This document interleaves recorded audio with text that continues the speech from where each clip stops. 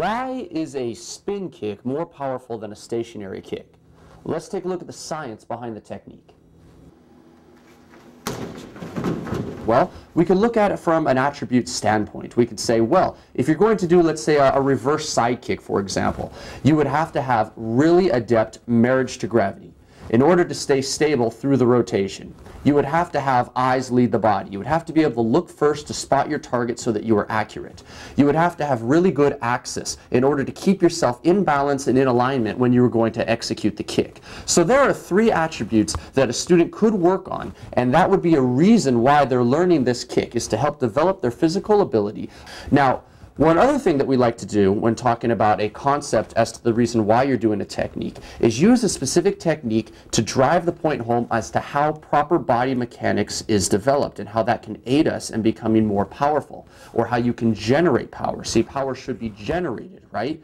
So why is a spinning kick more powerful than a stationary kick? Well, let's look at the physics of it. First of all, we know we're only as good as our basics. So if your student has generated a good fundamental side kick, then they can take the same body mechanics and they can put it into the more advanced reverse or spinning side kick. However, if they don't have good body mechanics on the basic and they go to try the more advanced technique, they're going to find out right away that something is wrong. So it's a good way to drive the point home to your students that they're only as good as their basics, and flash is trash without basics. Now, a spinning kick, quite simply, is more powerful than a stationary kick because it finishes with a greater velocity than a regular kick. A spin kick has more time between initiation and impact, creating a greater final velocity.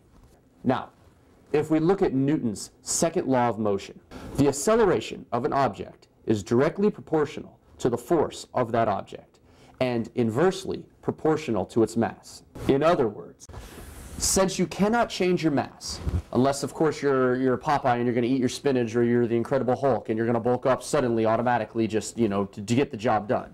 Since you cannot just increase your mass, you must instead increase the acceleration of the kick to increase its force. Since a spin kick can create more acceleration than a stationary kick, it can also create more force. Therefore, a spin kick has more power than a stationary kick. You see, distance, or the length of the foot, cannot be changed.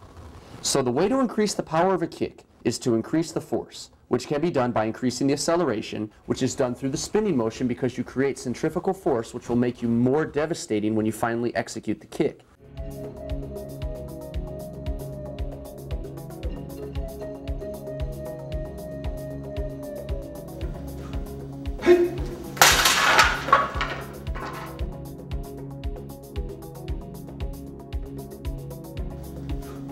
Hey!